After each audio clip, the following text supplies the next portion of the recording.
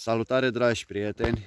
În videoclipul care urmează vom vorbi despre năpârlirea la găini și de ce acestea nu mai fac ouă toamna, mai ales în luna octombrie-noiembrie, când majoritatea crescătorilor de găini în gospodăriile mici se plâng că acestea nu mai ouă. Mulți dintre voi spuneți că este de vină răcirea vremii, puțini însă cunosc cu adevărat că acesta este un proces fiziologic normal, care își are rolul său. Năpârlirea are drept scop schimbul penelor vechi cu altele noi. Este un proces natural care găinile mature îl declanșează înaintea sezonului rece. Odată pe an, în mod normal toamna. Ulterior, penele noi și sănătoase vor proteja păsările de frigul care urmează, adică de gerul iernii. Năpârlirea este stimulată de scăderea temperaturilor și reducerea zilei de lumină. Perioada de năpârlire duce la o înnoire a proceselor din organismul păsării, la sporirea metabolismului, stimularea sintezei de proteină. Toate resursele organismului sunt îndreptate spre acest proces. Găinile pierd în greutate, se reduce sau stopează producția de ouă, masculii își încetează activitatea sexuală. Există 3 faze de năpârlire în viața găinilor și le vom enumera în continuare.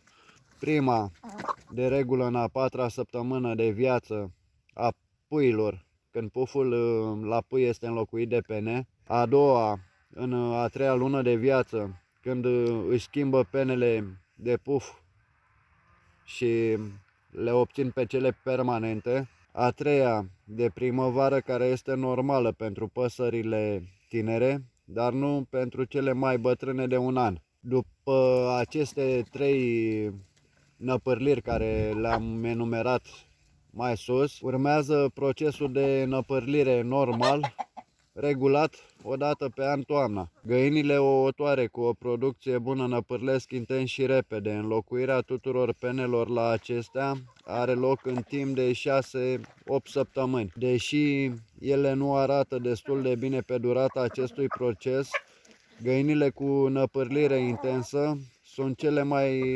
productive. Găinile care dau mai puțină producție de ouă încep năpârlirea chiar în mijlocul verii, procesul la ele fiind mai lung și îndelungat, uneori ajungându-se și la câteva luni. Iar acum vă voi spune cum puteți îngriji și găinile pe perioada năpârlirii.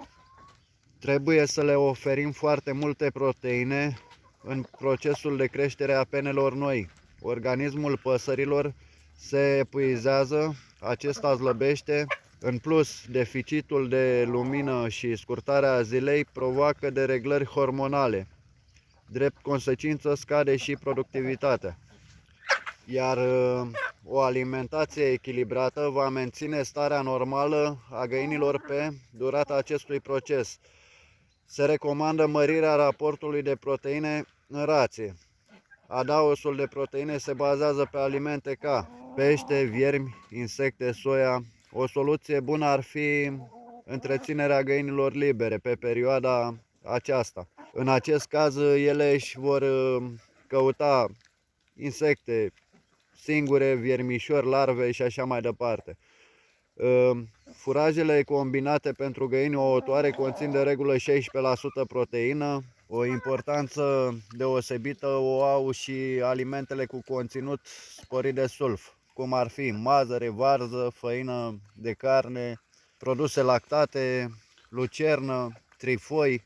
În cazul în care găinile suferă de deficit de sulf, acestea își vor face răni reciproc una la alta și își vor face rău singure. Dacă procesul de năpârlire durează prea mult și pasărea devine somnolentă, slăbită sau pasivă, se acordă atenție sănătății găinii. Motiv de îngrijorare prezintă năpârlirea pe timp de primăvară, când găinile mai mari de un an năpârlesc, acesta nefiind un proces normal.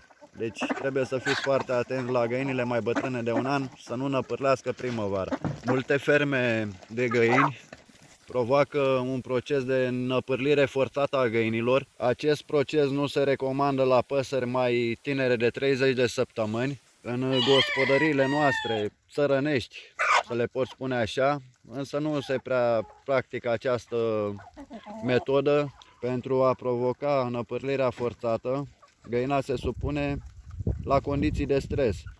În acest scop se practică foametea și setea forțate, se reduce artificial lumina zilei, menținând găinile în cotețe întunecate. Cea mai eficientă cale se consideră înfometarea păsărilor pe o durată de 4 la 10 zile. Însă noi nu vă sfătuim să faceți acest procedeu, care, după părerea mea, este ceva tragic pentru găini. În schimb, vă sfătuiesc să intrați la noi pe canal, acolo veți găsi mult mai multe videoclipuri despre alimentația găinilor, despre cum scăpați de păduchii de găină, despre cum menține sănătatea găinilor cu produse alimentare și multe altele. Cam asta este tot, dragi prieteni, cu năpârlirea găinilor și de ce acestea stopează ouatul. Vă salutăm cu drag. Dacă doriți, lăsați-ne și nouă un like, o abonare, o distribuire. Sănătate!